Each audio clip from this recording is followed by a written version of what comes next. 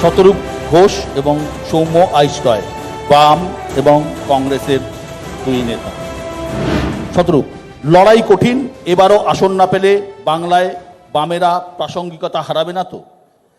দেখুন, আসন না পেয়েও যে প্রাসঙ্গিকতা হারানো যায় না, আমি শুরুতেই যেটা বলেছিলাম, বরং আসন না পেয়ে প্রাসঙ্গিকতা হারিয়ে ফেলবে এটা যারা একসময় প্রচার করেছেন তারাও যে 3 বছর পরে সেই প্রচারটাকে নিজেরা ঢোক গিলে খেয়ে ফেলতে বাধ্য হন তা আমরা প্রমাণ করে দিয়েছি। আমাদের কাছে নতুন করে প্রাসঙ্গিকতা না হারানো প্রমাণ করার নয়, বামপন্থীরা জিতলে, আমাদের আসন বাড়লে মানুষের কণ্ঠস্বর, যারা তৃণমূলকে বিজেপিকেও ভোট দেন যে সাধারণ মানুষের কণ্ঠস্বর, তাদের কণ্ঠস্বর আমাদের গলা দিয়ে পার্লামেন্টে পৌঁছবে। সৌম্য, এমনিতে বাংলায় কংগ্রেসের অবস্থা খুব খারাপ, খুব একটা ভালো নয়। এই পরিস্থিতিতে হাইকমান্ড আর অধীর চৌধুরীর এই লড়াই এভাবে প্রকাশ্যে আসা কি ঠিক হলো? একেবারেই ঠিক। সবসময় মনে রাখবেন যে অত্যাচারী এবং অত্যাচারিত দুর্জনে একই রাস্তা দিয়ে যায় না। ধর্ষিতা আর ধর্ষণকারী কখনো এক পথ মারায় না। রাজ্যে আমরা বিরোধী, আমরা অত্যাচারিত, আর তৃণমূল কংগ্রেস অত্যাচারী, এবং আমরা এটা মনে করি, এবং পশ্চিমবাংলার আপামর কংগ্রেস কর্মীরা মনে করে। বিরোধিতার আসনে থেকে খাড়গের রূপ ধরে তৃণমূল কংগ্রেস অত্যাচারী তা নয়, সেসব তা নয়। পশ্চিমবাংলায় আমরা বিরোধিতার জায়গায় থেকে পশ্চিমবাংলা বিরোধিতা করব, তার কারণ বিরোধীদের যেটা করণীয় কাজ গণতন্ত্রে সেটাই আমরা করছি। সরকারের যে সমস্ত ত্রুটি বিচ্যুতি সেটাকে তুলে ধরা। শতরূপ, অনেকে বলছেন বাম কংগ্রেস সমঝোতা গতবারের তুলনায় অনেকটা ভালো হয়েছে, কিন্তু যেটা আসল বলছেন যে এই তৃণমূল বিজেপি বাইনারি ভাঙার জন্য কি এটা যথেষ্ট? তো ভোটের ফলাফল বেরোনোর আগে আমি বলবো যথেষ্ট, তৃণমূল বিজেপি বলবে যথেষ্ট নয়। এ তো যে যার নিজের দলের কথাই তো বলবে, এই প্রশ্নে আমি কি উত্তর দেবো বলুন? কিন্তু এইটুকু অন্ততপক্ষে বাংলার মানুষ দেখেছেন। আজকেও ধরুন, এর আগে যে আলোচনাগুলো হচ্ছিল, আমি দেখছিলাম একজন সন্দেশখালী বলছেন, তো পাল্টা তৃণমূলের মন্ত্রী বলছেন যে সন্দেশখালীতে কি করা হয়েছিল, মণিপুরের মতো নগ্ন করে হাঁটানো হয়েছিল। সুতরাং এই যে একটা রাজনীতিকে কোন কদর্য পর্যায়ে নামিয়ে এনেছে যে আমরা ধর্ষণ করেছি ঠিক আছে, কিন্তু তোমরা তো ধর্ষণ করার পরে নগ্ন করে হাঁটাও, আমরা অত অবধি করিনি, সুতরাং আমরা তোমাদের থেকে ভালো। এই যে নোংরামি ওরা সেট করেছে, প্রশ্ন এখানে তৃণমূল এবং বিজেপির বাইনারি ভাঙা নয়। এই নেতিবাচক রাজনীতিকে সরিয়ে রেখে ইতিবাচক কথা বলতে হবে সামনের প্রজন্মের জন্য, সেই কথা একমাত্র আমরাই বলছি। ধন্যবাদ। এবারের ভোটে বাম কংগ্রেস জোটকে অনেকে ভোট কাটুয়া হিসেবে দেখছে। এমন ভোট কাটুয়া যে বহু আসনে হিসেব ঘেটে দিতে পারে, এই পারসেপশন তো কংগ্রেসের দিকে বেশি যাচ্ছে। কমসে কম প্রাসঙ্গিক তো ভেবেছেন। এতদিন তো শূন্য পূর্ণ বলে পাত্তাই দিচ্ছিলেন না, এখন তো সব হাওয়া শুকিয়ে গেছে সব। ধন্যবাদ। দুটো প্রশ্ন প্লিজ। আমি নাগরিক হিসেবে একটা কথাই বলতে চাই যে সব কিছু শান্তিপূর্ণভাবে হোক, ভালো হোক, এবং আমরা সবাই মিলে ভালো করে ভালোভাবে থাকি। যে কোনো নাগরিকের এটা তার কনস্টিটিউশনাল রাইট, সে ভালোভাবে থাকুক, এটাই চাইব। পশ্চিমবঙ্গবাসী হিসেবে আমার যেটা একটুখানি লজ্জাজনক বলে মনে হয় সেটা হচ্ছে এই যে ভোটের সময় পশ্চিমবঙ্গে একমাত্র রাজ্য যেখানে ব্যাপক হিংসা হয়, কোনো না কোনো রক্তপাত ছাড়া ভোট হয়েছে, এটা আমার স্মরণকালের মধ্যে নেই। অন্তত ওই আগে বামফ্রন্ট ছিল যখন, তখনও দেখেছি আর এখনও দেখি। এইটা আমার প্রশ্ন যে কেন এটা গভর্নেন্স থাকতে, সত্যিকারের সুশাসন থাকলে এরকম তো হওয়ার কথা নয়। কারণ ভারতবর্ষ অন্যান্য রাজ্যে কিন্তু এই হিংসা আমরা দেখতে পাই না। আমার প্রশ্ন যে হিংসা কেন, আর হিংসাটাকে দূর করা যাচ্ছে না কেন?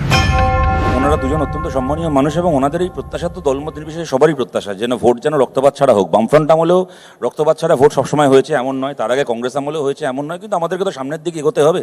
আমরা 100 বার মনে করি এটা হওয়া উচিত, কিন্তু আমি খালি দুটো জায়গায় ওনাদের সঙ্গে সসম্মানে ডিফার করবো। ওনারা কেউ রাজনৈতিকভাবে আমার শত্রু নন। প্রথম কথা হচ্ছে যে ঋতুপর্ণা সেনগুপ্তকে আমি জাস্ট ওনার কথার উত্তরে একটা কথা বলবো যে ভোট যাতে শান্তিপূর্ণভাবে হয় এটা দেখার প্রাথমিক দায়িত্ব যারা ক্ষমতায় থাকবে তাদের। তারা যেরকম স্ট্যান্ডার্ড সেট করবেন বিরোধীরা সেই মতোই তার উত্তর দেবেন।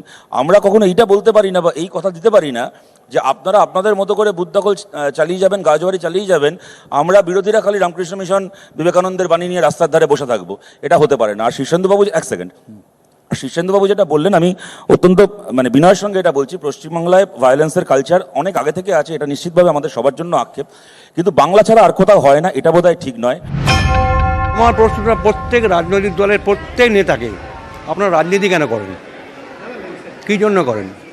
মানুষের ভালোর জন্য না মানুষের খারাপের জন্য? এটা আপনাদের ভাবতে হবে, এখন ভাবার সময় এসেছে। দেখুন, আমি প্রথমেই বলি, যেটা শতরূপ বলছিল একদম সত্যি কথা।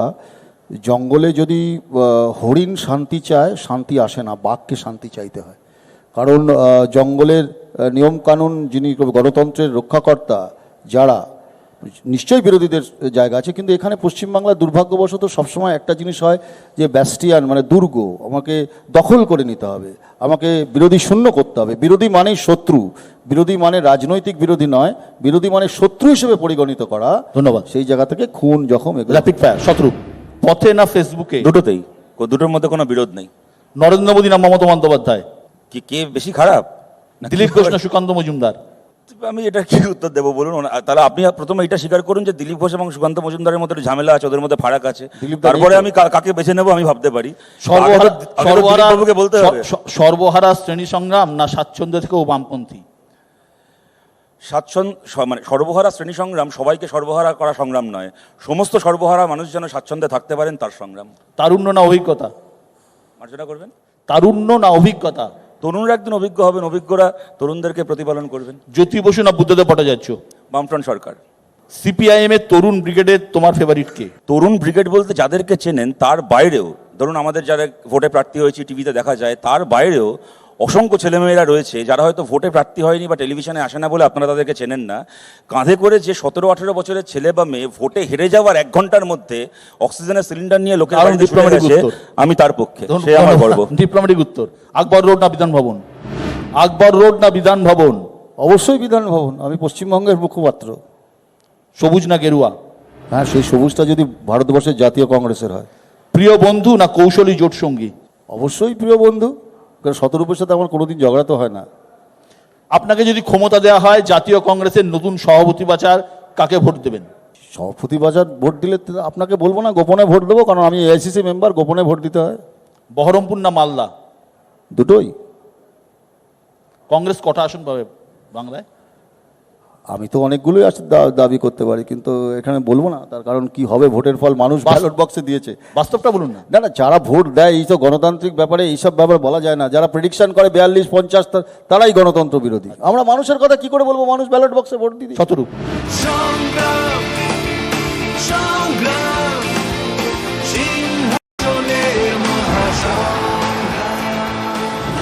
এত বছর চোরকে দিলেন, 34 বছর বাম, 5 বছর দিয়ে দেখেন কেমন রাখে রাম। রামকে 5 না 10 বছর দেওয়া হয়েছে, খুবই খারাপ রেখেছে, খুবই খারাপ রেখেছে।